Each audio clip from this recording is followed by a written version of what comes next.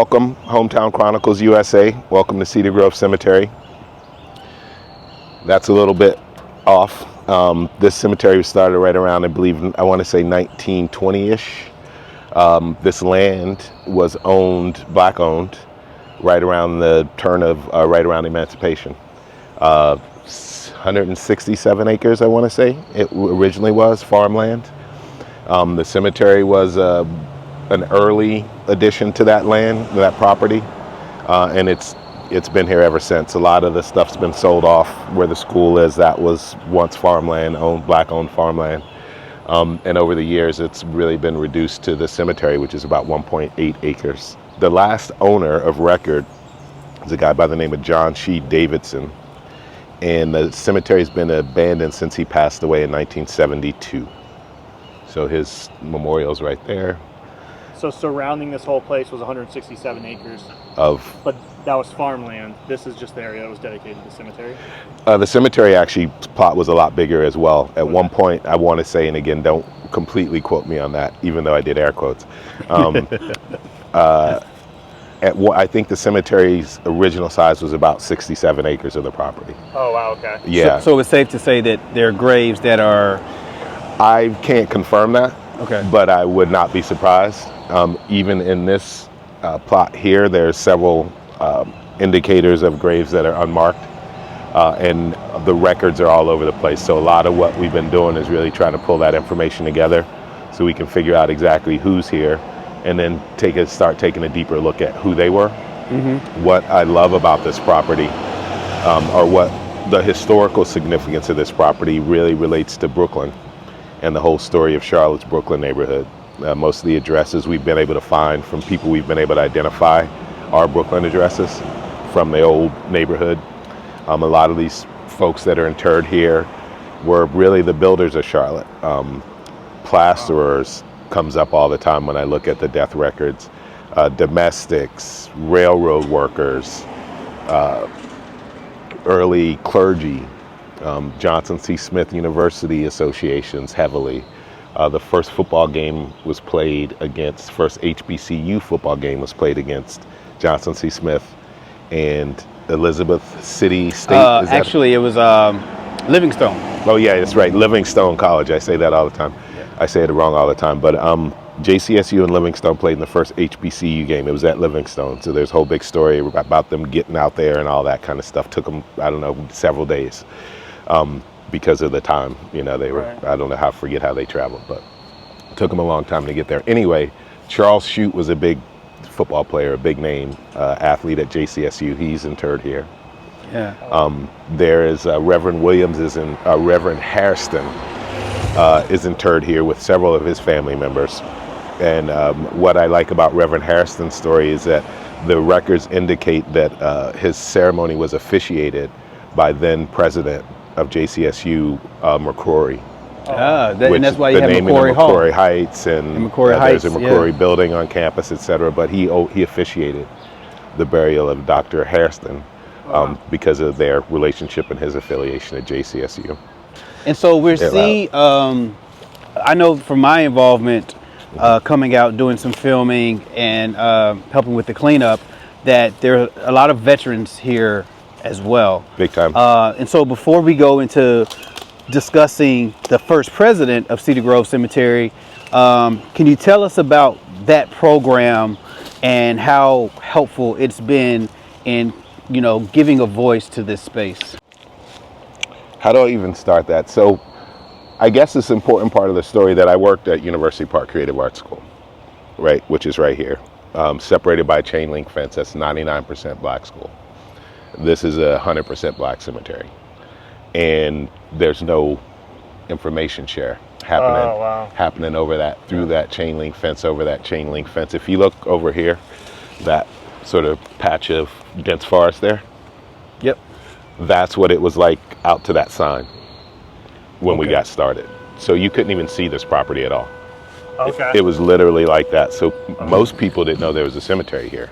Certainly the school kids had no idea. And I worked there for 3 years, and I didn't know until I was there for like a year and a half. And the way I found out about it was I was leaving school one day, and there was a guy in the woods in there. Someone had a camera on them. I've got some film background. What we're doing today. Yeah. But so I've got some film background, so I was immediately curious, and I walked over and, hey, what's going on? What are you guys doing? And that's when I met Kevin Donaldson.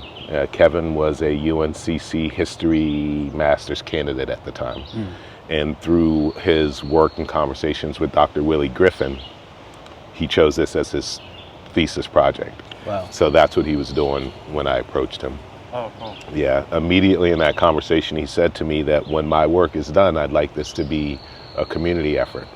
And I need a nonprofit to help me get that structured. I'm only going to be doing this until, till my paper's submitted. Yeah. Right. And I pass. And I'll quote Kevin, but he did tell me that he was white. And I recognized that just looking at him. Right. But he emphasized that to me and emphasized the importance to him that this be a community-led project, that he not be the one that's sort of fronting it or driving that effort, and why he wanted to partner up with a nonprofit. So we did.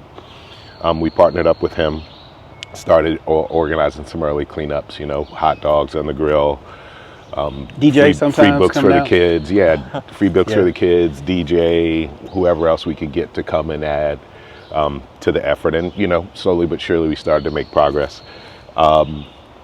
Bethany Mavromotis, I like to give everyone full credit for their efforts, Bethany Mavromotis was pretty instrumental in bringing in UNCC's Student Veterans Administration, our association, I think it's called. So that's a national organization, and she happened to be the president of the UNCC campus chapter.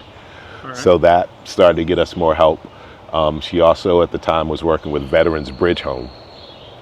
Aaron Harper and Taisha Van Buren were really critical pieces of that involvement. And what they did was structure a monthly program, a cleanup program, through their network of employee resource groups in the large companies around Charlotte. So we've had a lot of the big names out here, Lowe's. I mean, the really big ones. Lowe's has been out here. Sherwin-Williams, Duke Energy, Novant Health, like the really big names, and they come out. We get 50 to 100 people on those cleanups that they've done. So like I said, it looked like that when we started, and now you can see what it looks like. And we haven't been out here for a few months, so it's kind of janky. So like if this was my house, helped to clear out a lot of the plants and all of it. The trees and like stuff. I said, it looked like that, and now it looks like this. We're literally buried underneath. Couldn't see Bushes and him. Yeah, like that. we've got some old images. I'll show you, especially Oh, of this particular one right here. We've got a lot of images with the overgrowth and stuff. And so, can you tell us about this one? As I walk through and read the back, it says first president of Cedar Grove Cemetery. So it seems like this was a very established piece of property in which the community, for you to have a president. I think he was the first president of the Cedar Grove Cemetery Association. Yeah, it says it on the back. The cemetery changed hands multiple times. So he was one of the original founders. And he also happened to be a very influential bishop at AME Zion Church, which still stands down in Brooklyn. So telling you about the Brooklyn Association. Right. This is a huge one, where he was the president of this cemetery, which did not have a church association, by the way. This was a business, which I also think is a fascinating part of the story, right? So this was a privately owned burial plot where people could buy plots. From the owners. Early on, Alexander Funeral Home was one of the early owners. And if you know the history of the Alexanders, starting with, I think Fred was the first big time politician in that family, and they're still in American politics big time today. Yeah. So they were one of the original owners of this place too when it opened. But the church still stands. That affiliation is awesome. Like I said, there's a lot of great pictures of this that I'll share with you. In the overgrowth stage, where you literally, you can barely see this thing. Right. Yeah. And if you can imagine that. Yeah. If you look at it today, it looks like it's in fantastic shape. So. Yeah, it's pretty substantial. The one thing. Sustain any damage from being overgrown. No. The one thing another great thing I like about Bruce's story is that upon his passing, his wife purchased a stained glass window in his honor. Oh, cool. that's still in the Grace Church right now in pristine condition. Yeah. So I think that's a real fun attachment back to the church. Like we can really visualize that association. Wow. And it really is it tells the story of black folks in Charlotte. Yeah. Yeah. Honestly, I mean, the JCSU Association, the time that this was all happening, what was happening here. Looking at the records of these folks, piece the story right together to Most today, definitely. almost. Yeah. A lot of these families were prominent and are still prominent in the Beatties-Ford area. We've reached out to some have reached out to us. We love when people just show up here. Oftentimes, we don't own this property.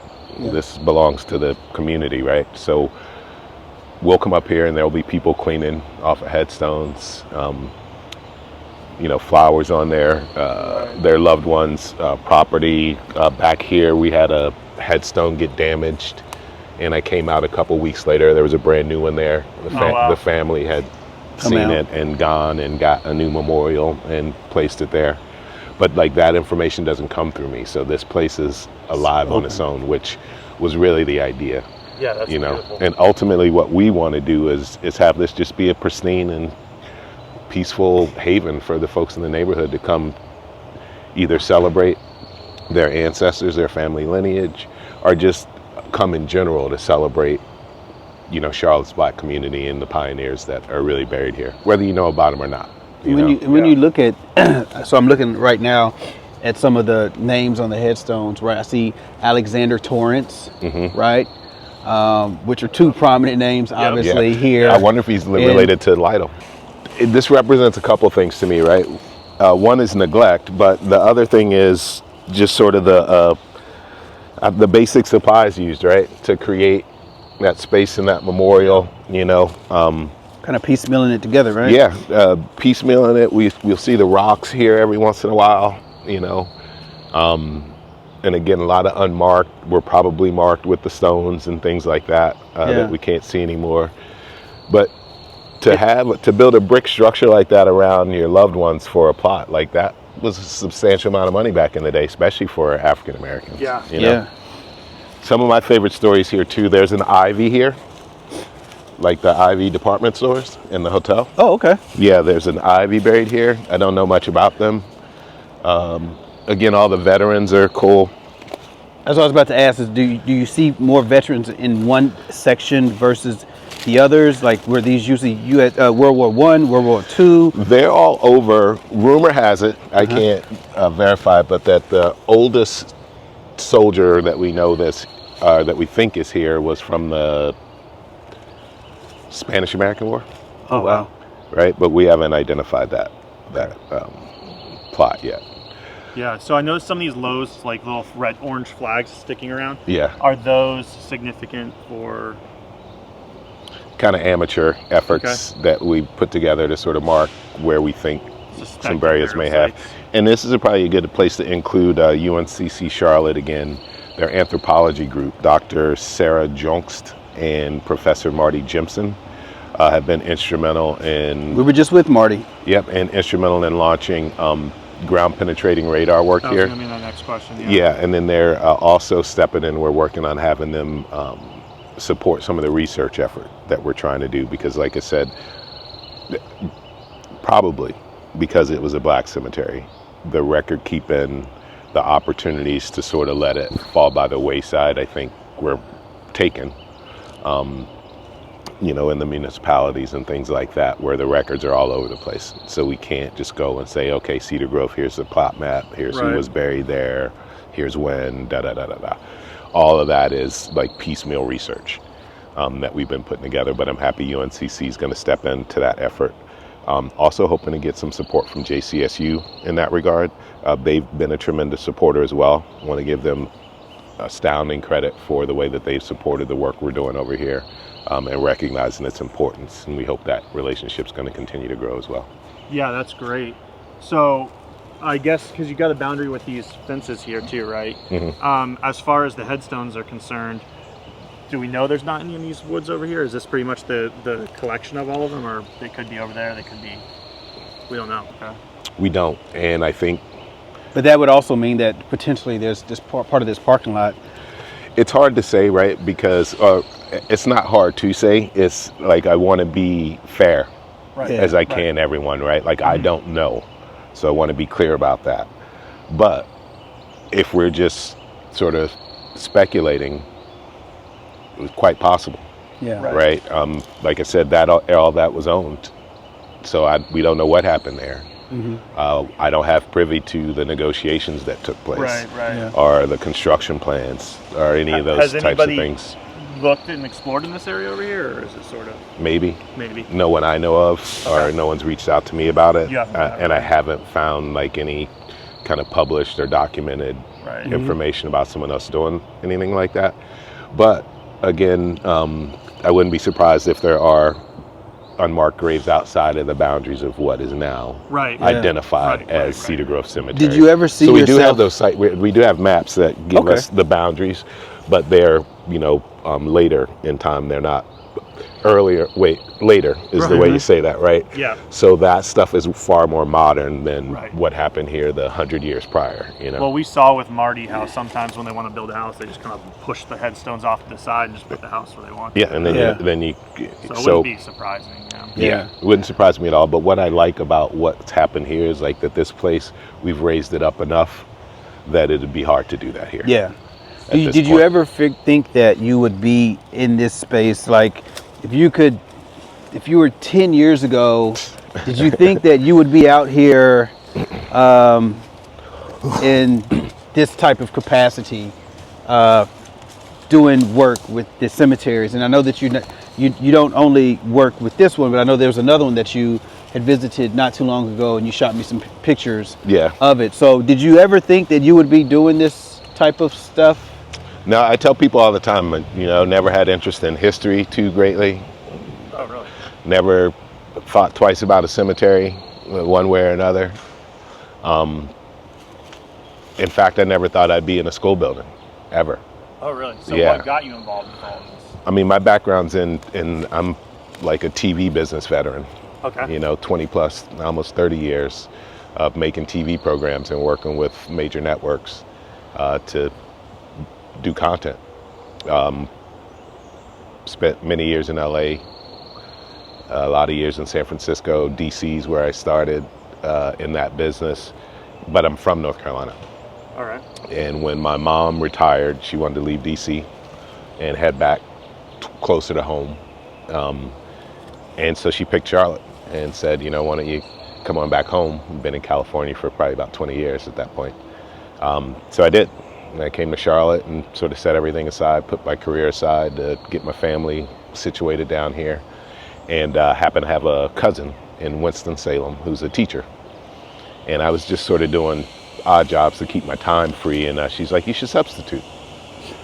I was like, never thought about that. But it fit my model, right? I didn't want to work full time. I didn't want a career commitment at that point. I was just sort of ironing out what I was going to do. So the big answer is absolutely not. 10 years ago, no way. Right. You wouldn't have seen me doing nonprofit work. You wouldn't have seen me involved with kids. I was making TV and money. That was my MO. Yeah. And loved every minute of it, and have no guilt or shame about it, because all of that time put me in a position where I kind of know what to do Right. regarding something like this, just from those So experiences. somehow the history just pulled you in. It really did. I'll tell you, where I come over here on my breaks sometimes from work when it was heavily wooded, because I could just go down the trail and get away from this, the kids, Everything. all of it, and just come back here for about 10 minutes and just be quiet and reflective a little bit. And again, like I started to peep through the bushes and see this stuff. But I also, Frederick and I were just talking about this earlier about St. Helena, right? Yeah, St. Helena Island. St. Helena Island, is that there's a feeling I got here that I just couldn't qualify. I couldn't get away from it. So I was really drawn to my curiosity was piqued, but it was deeper than that somehow, and then I started to find out who these people are, and it made sense to me, Yeah. so I just kept with it. I'm big on community. I wanted the community to get together around this. I'm big on kids. Obviously, I wanted them to get the benefit of these experiences and stories. And honestly, this effort as a community effort to get to a chance to be a part of something like that, I think is really valuable for everyone. When we did the Memorial Day celebration, that was a fun day. But as we're doing this celebration, this truck pulls up, and this old-looking Scooby-Doo looking van pulls up, and this guy gets out in his overalls, and he's got his little bucket hat on, and he starts unloading that van with a bench, with wood, and like stones and mulch and all this, and maybe like 8 more family members show up. Oh, wow. This guy proceeds to tell me that down here, he's got 6 family members down there that they couldn't get to until we cleaned up. So they came out and built a little memorial, and you'll see that. And then as they're doing that, and I'm talking to them, they're like, well, you think that's cool? They point over, and they're like, over there is a grandma, grandpa, great grandpa, and great grandma. So they've got like 10 family members buried in here that they couldn't get access to. Right? A little collection there, family. Yeah, so once they saw that, they, once they could get back here, they went for it. Yeah. So there's 6 of them here, and it looks like they've been out here recently because you couldn't see this before. Yeah. And they only have death dates on a lot of these. That's weird, right? We got Walter again, Annie, and Norma Lee. Isn't that strange that it's only the death date? Yeah. Yep. But these death dates, if these people made it to their 20s or 30s. Yeah, this is 1927 up to 1951. So if they died in 1927, they were in. Yeah, there's no. They were in enslavement, right? Or close to it. No birth dates. 1928, 1942.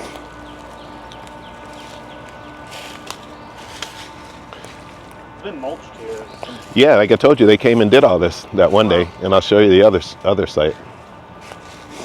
So yeah, there's this one, and then these guys, they're back here too. This is the other plot. So they brought that bench, they brought the rocks, they brought the mulch, the flowers, the crosses, nice. They did all that. So these are another 4 areas. Wow. At least 4, and maybe 5 in here.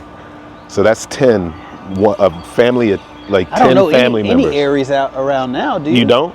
No, do you? Yeah, I told you a whole van load pulled up. Well, I mean, Aries. I didn't know them, but well, I mean, like I kind of do now. Personally, just through the years of you being. I don't think I've met many beyond I haven't either. But yeah, they got 10 people in Cedar Grove. It's an interesting surname, too. 2 wood crosses up here, 2 wood markers. Now they put those in, right? So they knew, I guess, kind of where they were. Yeah. But yeah, they came out and did all this stuff on their own. Like I said, they unloaded the van with these big timber pieces and bags of mulch and bags of rocks, the bench, the lock, and they came and did it up for their family. Yeah, I saw some of the burial sites back there too. They were buried in the 60s. Oh, over here? Yeah, what's the most recent burial here? The last burial, this place is full of mystery too. That's one thing I love about it. So the last burial was supposed to be Davidson, the last owner, and that was in 1972. Looking at some records, we saw a burial here in the 80s. And we haven't been able to find that marker, but it was in the records, so that would be the last one if we know it. Look at this one right here, Cal. When was 1837 to 1949. Wow. Mary Edwards, 1837 to 1949. So she did the thing. Yeah. Born in 1837. She saw a lot of it. Those stones right there, Frederick? Yep. Like those could be those, early markers. And I know that there are kids that were young. There. The kids that had the headstones with the lamb on it out here as well, right? Yeah, there's quite a few out here. The cemetery is also, again, like the mystery, right? Not to get in people's business too much, but in the research, I'm finding like children here and first wives. And then I'm finding the husbands and the second wives over in Oak Lawn. Oh yeah, Oakland. In Oak Lawn, right? Oh, Isn't that really? funny? So this was like the premier, like the super pimpin' burial ground. If you were, you know, prominent and badass, you wanted to get a plot up here, because imagine at the time, right? Yeah. This was a long distance from the city. Uh-huh. They were just starting to urban renewal hadn't even happened yet, right? And they got this plot of land, and this is where like a great prominent place to be buried. Wow. Until Oak Lawn came along, and it was even That more. became the more problem. It was even more prominent. So you can see the numbers go down here as Oak Lawn opens up, right? And again, like first wives and babies are here, and then the husband and the second wife are buried over there. So it's hard work, you know. yeah. Like days we're out here, or we've been out here where it's completely clear, where we've gotten it all knocked down and it's blah, and then a month later we come back and it's like this. So it's like you definitely kind of have to stay on it. It never ends. I mean, I'm not a plant expert by any means, but I know this stuff grows fast. Yeah, you've It seen comes weeds. right back. You've seen weeds before, most of us. So yeah, those are some of the stories. I'm noticing these stones more prominent than ever right now, all around this area. I hadn't really paid attention to that. Here's one of my favorite stories too. Let's hit this one real quick.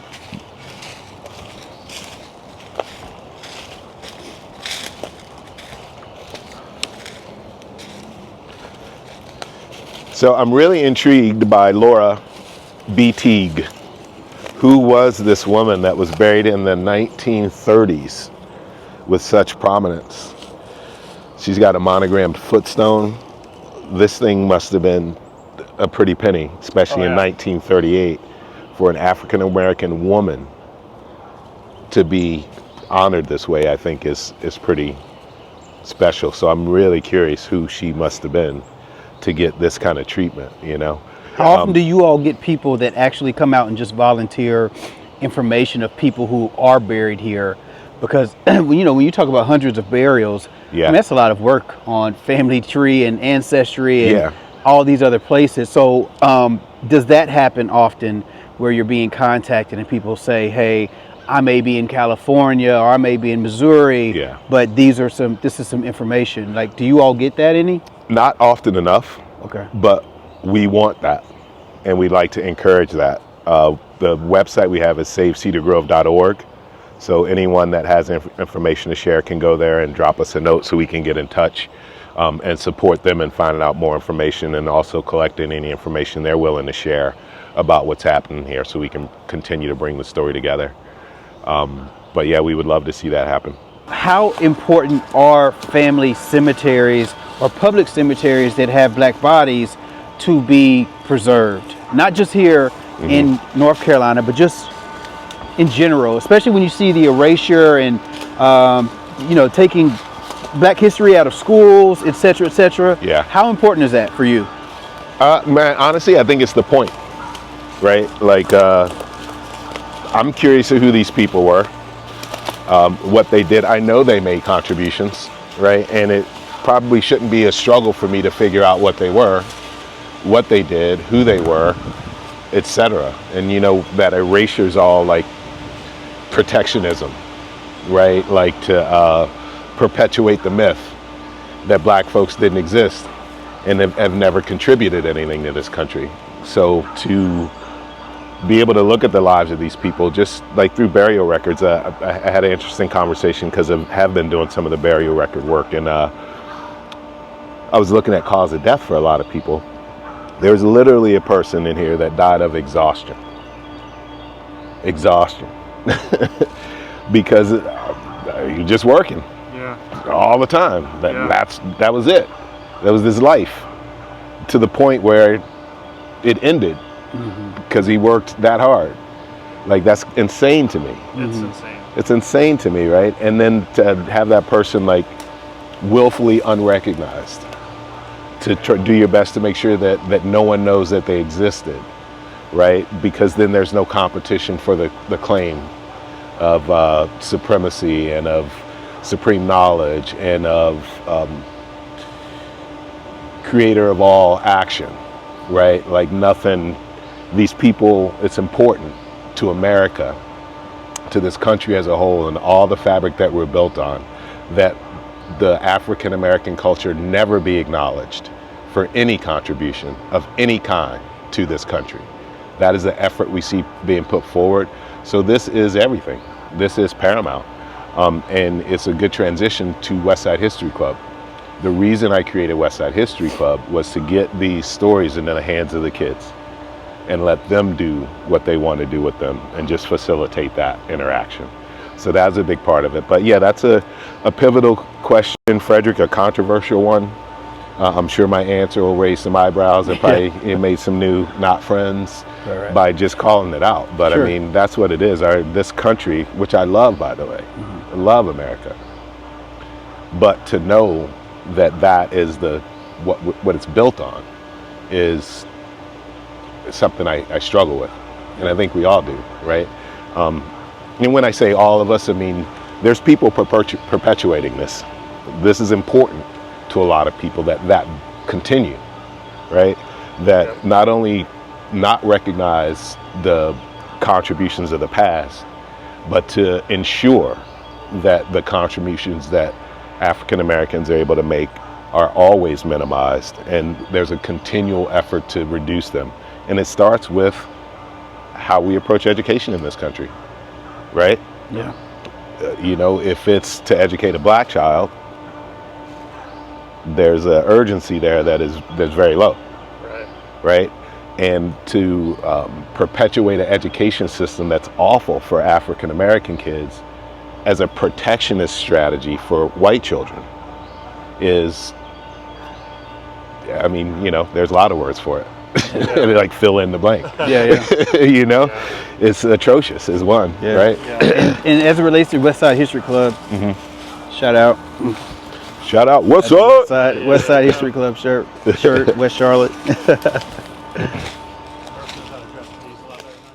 Thank you, Hometown Chronicles, for coming out to west side of Charlotte. My name's Shay Abdullah. I've been doing work on the Cedar Grove Cemetery. I'm also the founder of Westside History Club. And we're just excited that you guys are coming to take a look at our story. And we're really excited to lift up our partners and all the help that we've gotten from groups like Veterans Bridge Home, Johnson C. Smith University, University of North Carolina, Charlotte, and a lot of the major companies in the area that come out through their employee resource groups to support the work that's been happening here. And thanks, Hometown Chronicles, for letting folks know about what we're doing.